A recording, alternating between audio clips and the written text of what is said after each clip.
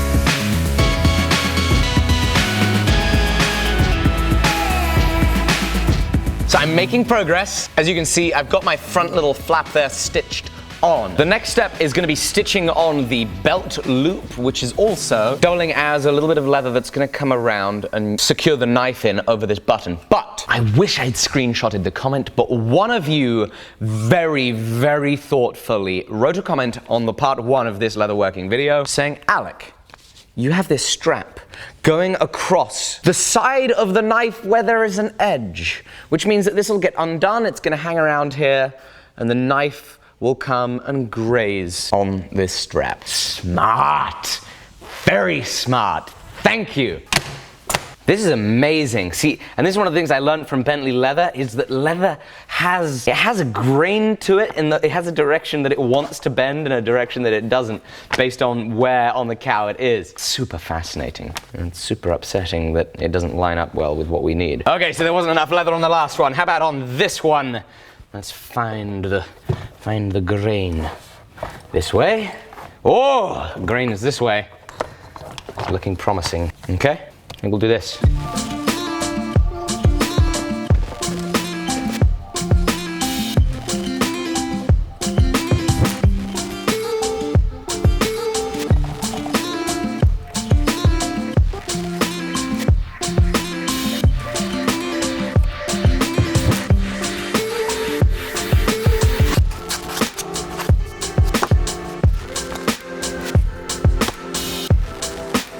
Now that is satisfying. This is called an edge beveler, I believe. And oh my goodness, look at that. Ooh, yes. A little bit of water. And I'm gonna glove up. Now time for a little dye. Oh, I tell you what, I did a much better job on this belt loop than I did the other day.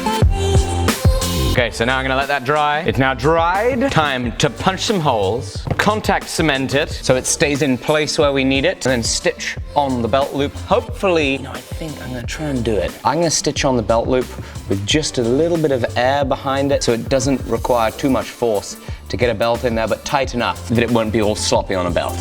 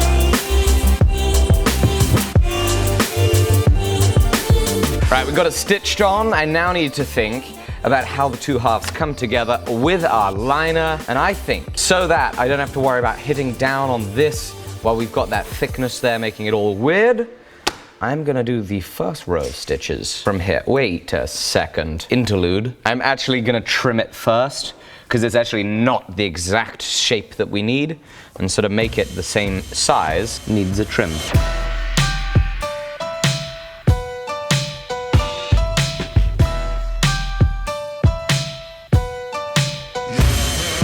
Okie dokie, there we go. Now, I am gonna scribe around the edge, and we're gonna punch the holes the whole way, the whole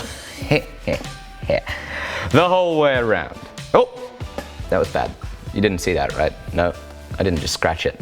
Nah, we're good, we're good.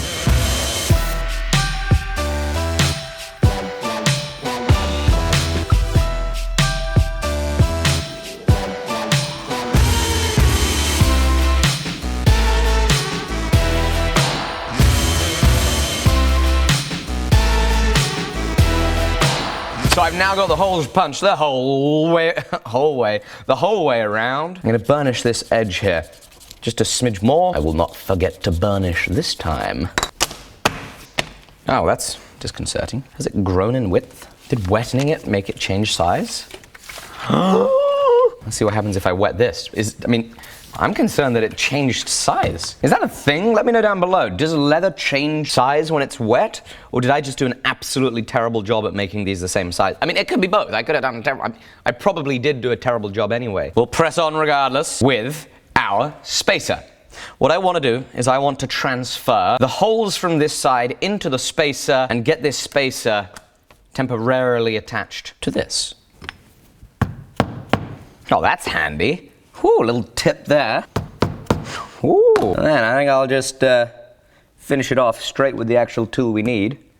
No, that sounds like a silly thing to do, actually. I'm gonna do it the smart way, which is slow and considered. Almost made a mistake there. And I messed it up. So while I was deliberating how stupid I was, I did something more stupid. I wasn't concerned about how in the sheath I was with that second mark, and so now we have this terrible second mark. So I'm gonna sand this down. Nope. I'm gonna shave the liner down with a knife. I don't know if I've added the caveat this episode. In case anybody new is watching, I should preface this all with, this is the second leather thing that I've made on my own. So this is not a tutorial at all. Now in we go with the awl. Oh, look at that. That's lined up. Look from the other side. Perfect. I like it. So I'm gonna get it all pinned down to my desk. And I'm going to take this and run it through that entire spacer.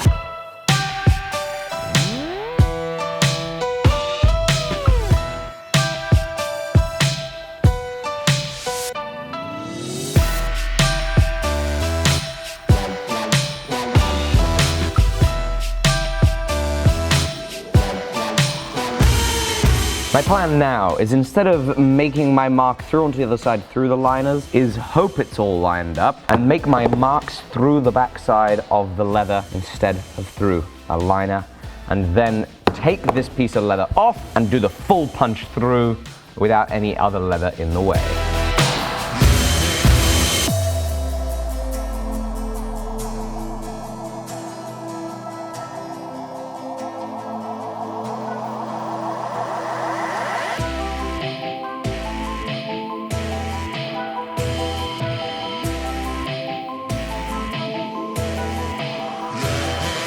I'm calling it there for the day, guys. I am having to put this project to the side for the meanwhile. We'll be back at it soon, and I think that here's what I'm gonna do.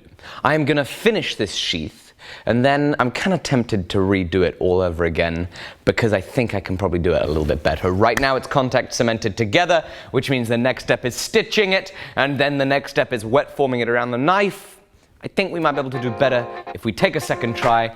We might be doing that. In the meanwhile, I hope you have a fabulous weekend. I look forward to seeing you very, very soon.